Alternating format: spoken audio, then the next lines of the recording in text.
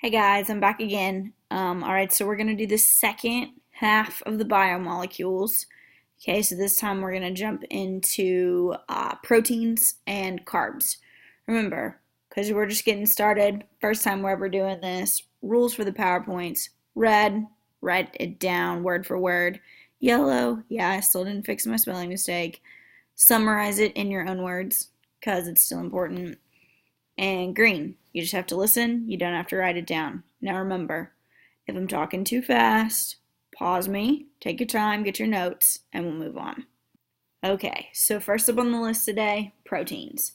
Now, the building block, because remember, we're going back to that word monomer, which I hope you already have in your notes. Monomer, remember, building block, that's your little Lego piece. The monomer of a protein is an amino acid. Okay, and those amino acids are held together by things called peptide bonds. Okay, so you see each one of these circles right here is a different amino acid.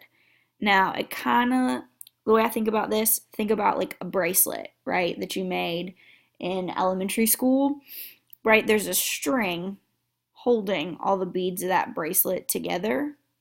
Okay, well, the string in this case is a peptide bond, and those beads are going to be your amino acids. Okay, now remember we talked about back at the beginning in that other set of notes, right? A polymer. Okay, well, a polymer for a protein is actually called a polypeptide. Okay, so that's going to be a big long chain of these amino acids all hooked together. Okay, the easy examples of protein: peanut butter, fish, meat, chicken, right? Any of those things are really good, easy examples. But there are a few really important ones that you need to make sure that you know. First one is called hemoglobin. You may have heard of this before. It's actually in your blood, okay, and it transports oxygen through the blood so that oxygen can get to the rest of your body. Now, another important example of a protein is collagen. Okay, now collagen is in every cell in your body. It's in your skin, your ligaments, your tendons, your bones, everywhere. Okay, and what collagen does really, it's kind of like the glue that holds your whole body together. Okay, and the last important protein are called enzymes. Okay, now there's a ton of different enzymes that we're going to talk about throughout the year, so make sure you kind of keep this word fresh in your brain. Now, what an enzyme does, it kind of acts as like gasoline to a fire. All right, so it's going to speed up and blow up any sort of a chemical reaction that's going on in your body. Most enzymes always end in the letters ASE. Okay, so that'll be a good thing to remember. A cool thing about enzymes, actually, which, or I find cool anyway, you never actually completely use up an enzyme. You just continue to recycle them and recycle them and recycle them until something happens called denaturing. Now, when an enzyme or a protein gets denatured, basically what happens, it kind of loses its shape or loses its function, and then it goes back into a different part of your body to kind of get built back up and almost kind of heal itself to get recycled and used again. All right, and I saved the big one for last. The last type of biomolecule is a carb. Now, this is your main source of energy for your entire functioning life, right? We know this stuff comes in fruit, bread, pasta, right? Carbs is where all that stuff comes from. Now, carbs are made of three things: carbon, hydrogen, and oxygen. Okay, now every single biomolecule that we've talked about so far is made of those three main elements.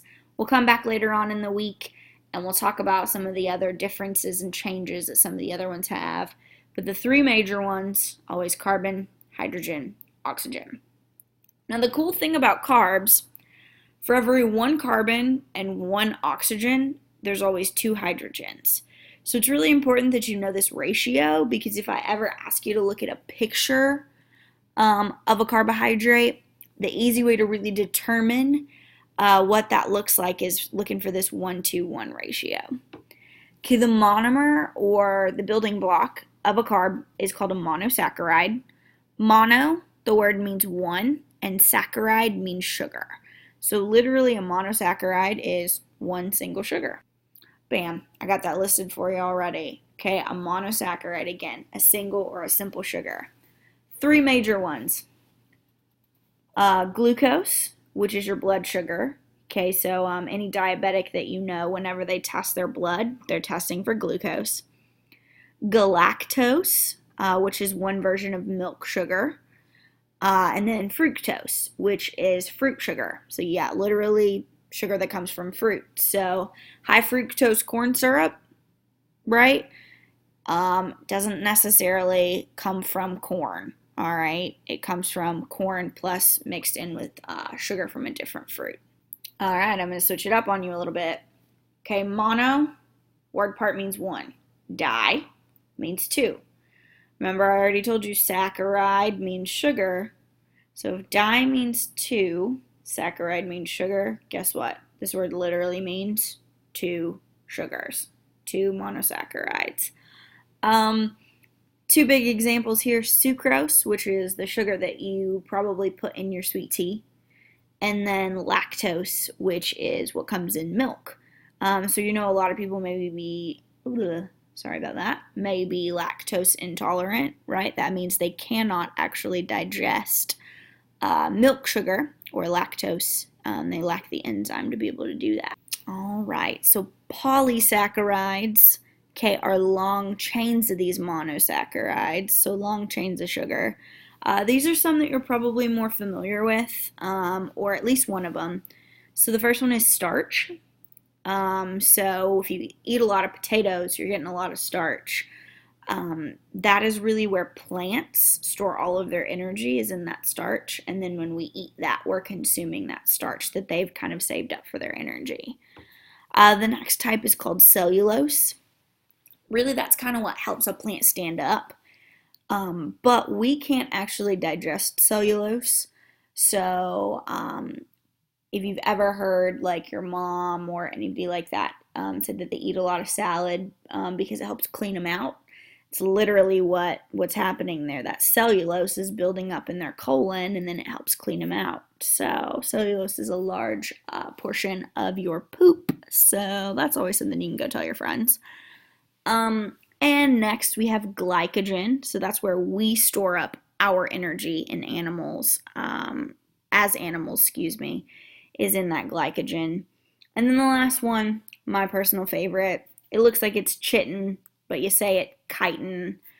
Yes, like a kite that flies in the sky. And that's the stuff that makes bugs go crunch. So if you ever step on a bug and it makes that good, nice sound, that's because of the chitin. All right, so yes, I know this feels like a lot. We will come back. I also am going to promise you right now that this is the hardest unit that we'll do all year. And yeah, but we're going to start out with it, get it done out of the gate. 4 biomolecules, carbs, proteins, lipids, nucleic acids. Should have notes on them, and then we'll go from there. Good luck.